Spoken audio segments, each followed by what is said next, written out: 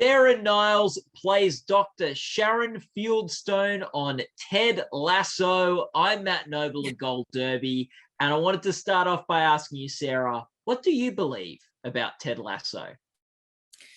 Wow. There's a lot I believe in. I believe in the heart. I believe in being honest. You know, I feel that there's a lot of honesty. There's a lot of vulnerability, which I 100% believe in. I believe in change. I believe in hope. There's a number of things that I believe in with Ted Lasso. Yeah. Now, the interesting thing was you came in to season 2, so it was already this well-oiled Emmy-winning machine that you were like entering. What was that like coming into a show that's already established? Do you know what? It was a little nerve-wracking, but then I just, I'm just there to do a job. I would think I was more concerned and more worried about the character, like, am I getting it right? Or how am I going to just get your head down? And I was like, I was more concerned about that, but everybody was just so loving and kind and just put me at ease. Everybody was welcoming with open arms and, welcome to the family, Ted Lasso family. And also with the pandemic, it was just a joy to be working and filming and doing something that was funny and fun and full of love and heart, really. So, yeah. You said like the most daunting thing was just making sure you got the character right. What did you need to do? What was the secret to getting Sharon right for the show? I think a lot of it was just trusting in myself, stepping out of my own way in a way, and just working with Jason a lot, because a lot of my scenes were with Jason. So just trusting in that, and just going back to the fact that she's very kind and really good at her job. So there was a lot of that I was thinking about mostly.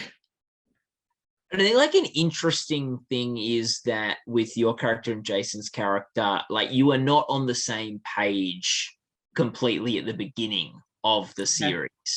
Yeah. And we see sort of between both of them sort of trust form throughout the course of the season. So in terms of your like dynamics with Jason there, did that also evolve throughout the course of the season? Yeah, I mean, I'm a big fan of Saturday Night Live, and I was a fan of Jason, and I was just trying to like just keep it cool, man, just keep it cool, just play cool, because, and also she's so still and so to me and zen, that is, I'm a bit of a goofball, so I was always wanting to goof around, but to channel that kind of energy and that focus, that just helped me to carry on with the story. And just, it was wonderful to see how she throughout the season started to shift and change, and you get to see her vulnerabilities, and that she's pulled up so many walls in the same way that Ted has walls, but in a different kind of way, how they just navigate life. So yeah, what do you think she teaches him, and what does he teach her? I think they both teach each other that it's okay to be vulnerable. I think they both teach each other that, to trust in that.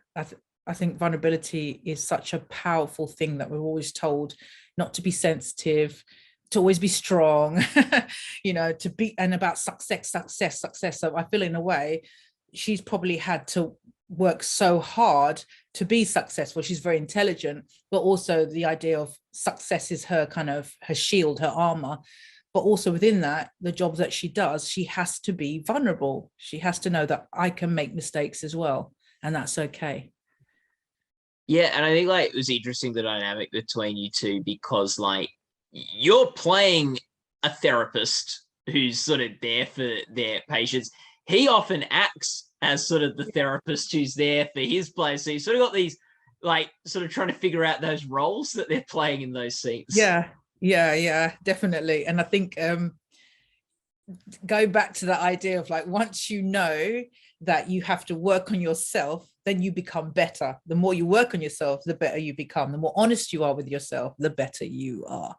And I think, as you see with so much, when you watch sports, that so much of the coaches are not just coaches, they're also guiding them in life. You know, it's a lot about game playing. It's a lot about working on their characters, what, you know, the strongest points of yourself and how that affects the game.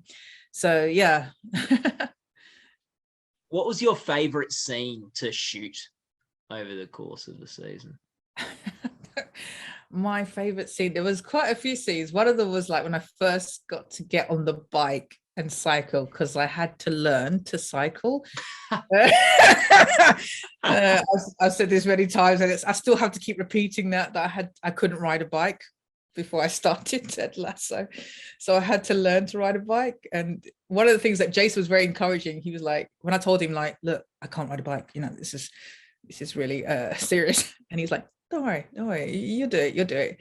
And I was like, okay, well, I can't let him down. So that was one of the, you know, cycling was one of the things I loved the most. And also the hospital scene, I loved how vulnerable she was and how awkward it was. And plus behind the scenes, Jason was just making me laugh. He's like goofing around, you know, he's just so funny.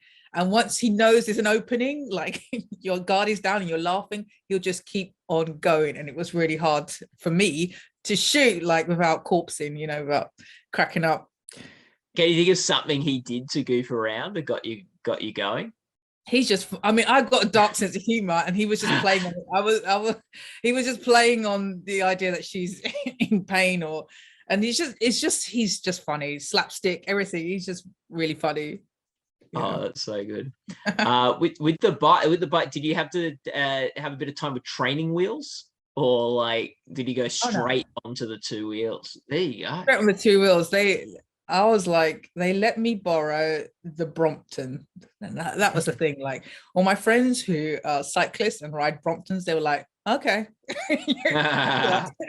So yeah, I had a lot of help, like in between seats, to help me to cycle. I was cycling around my local park, trying to get on it, get off it, and also learning how to fold and unfold the bike. Oh, like yeah.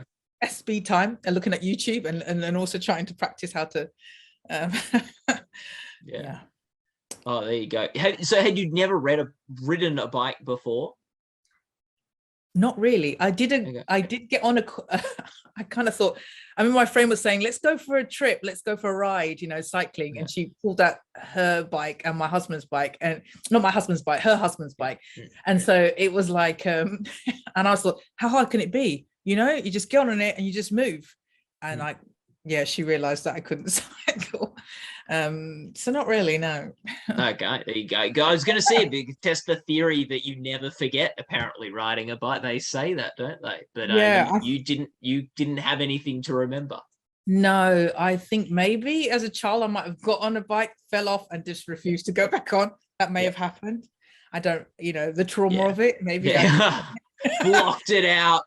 Blocked that one out. But I realized, like, I looked at my life and I was like, how the hell did I manage to get through life without cycling? Yeah. So we talked like you've done a lot of scenes with Jason in the course of this. Who on the show would you have liked more counseling sessions with? Oh wow, yeah. Roy Kent. Yeah. I would have loved to have some sessions with him. Oh gosh, there's loads. Jeremy's just so funny, so I would have loved to work with Higgins, and of course Rebecca. Yeah, definitely would love to work with Rebecca. She's got so much, you know, she's just juicy character. Like there's so much going on that I would have loved to have had a chance. And in the season 2 of Nate would have been great to work with. Fascinates me, that character transition. Yeah, probably could have done with a few sessions with you, old Nate. Like he could have, he probably were just what the doctor ordered for him, a few therapy sessions. That's where he went wrong. What's something that you think that you found interesting about her and what she brought to that club as a whole? We've talked about what she brought to Ted, but what did she bring to the club, and what does she bring to the show as a whole of Ted Lasso? I think what she brings to the show is that she has this grounding energy. I feel like sometimes I'd get into the vibe and it just felt like I just felt really at ease. I said this before, but I feel like she's kind of like, she's got the kind of Jedi energy, all seeing, all knowing. And that comes with a lot of experience and observation of people. And there's some power in being the one, like at first people do resist. They are frightened of like, what you're going to find out about me when you deal with psychology. And there's a power in that, being an outsider. So I think she brings that kind of energy, that grounding energy. I also feel she brings a kind of understanding to trust in yourself, and what you have. Like when, I feel like when she has the conversation with Colin and she says, you know, he says, I'm a strong and capable man, you know, and that's his mantra, I'm a strong and capable man. And it's really important to have those affirmations. So I think she brings that kind of energy. And throughout the whole show, it's about addressing mental health. I listened to a lot of LeBron James, his little podcast, and he was talking about being mentally ready for the game. And there's a lot, I mean, we always think about it's about the physicality, but there's so much power in how you see yourself, how you know, have the mental health and the capacity, and being a mental athlete in the game is really important. You talked about how a theme of Ted Lasso is change, and the idea of change. How did you change, Sarah, from being on the show? How did it change you? Well, it really taught me to trust a lot in myself and know that you can do it. Because the responses I had after I did that, I just thought, oh, I just came in and came out. I don't know if I did it, you know, will they like her? Will they hate her? You know, because she's so sure of herself. And that's probably not something I've like. I'm very comfortable in sitting in vulnerability. You know, I've learned that's my superpower. That's like, and so she's really taught me to not be afraid to say, I'm good at my job. You know, I'm good at this, what I do. So more so, and be proud of that. And I'm unashamedly so, really. So she's taught me that, definitely. Yeah. She's not as one of like the goofier characters in the show. Do you appreciate when you've got the moments where she can provide a bit of the comedy and sort of? Yeah, definitely. Well, I guess she's kind of a character that's funny without knowing she's funny. And probably she's very witty, and you know, because she's really smart. But I do love being goofy, so it was good. It's a good skill to have, like to just be still and just execute comedy in a way that's a different kind of skill. What would you think was her funniest moment in the show? Her funniest moment in the show. I always think it's the hospital. I don't know. I think it's the hospital scene. It's kind of like she's totally slightly on the back foot, and she just wants to shut this down and just go home, you know. And there's another scene I absolutely loved, actually, that I think she's really funny without knowing she's funny. Is her response when Ted is drinking the water when he comes into the flat, and she does it again on the back foot, doesn't know how to operate this, you know, that he's in a space that he's not supposed to be in, and she's in a place that she's got bottles of wine, and you know, and he's there hanging around a bit too long. And it's a very I love the British side of her, like it's kind of like politely easing towards the exit but not saying that, just waiting for him to finish his glass of water.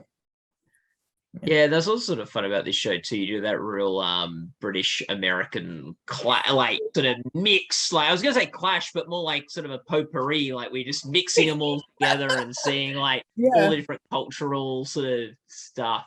Yeah, I love that. Absolutely love that. Yeah. Did what do you think? What was the energy on your first day when you were sort of, I don't know, learning how everything worked and how it all played out? Everybody seemed very pleased to see me. I was a bit like that. Okay, and breathe, Sarah, and relax. And Jason's like, just said a little line, said, you got this, it's fine, and that's what we're going to do. It's just he was really chilled, and you know, and he has such a good eye at looking at the detail of things or the unspoken things, and I just had to, and sometimes it just felt like I'm doing nothing. I'm really doing nothing. That's what he felt like with Sharon sometimes. did you get that? And I'm like, great. And then someone would come around and go, yeah, good. And I'm like, I didn't do anything. But yeah.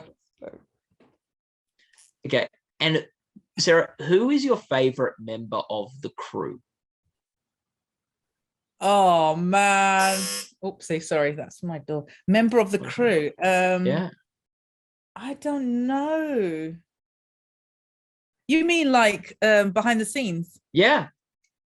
Oh, there's so many. Everybody's so lovely. Costume is great. Makeup was great. I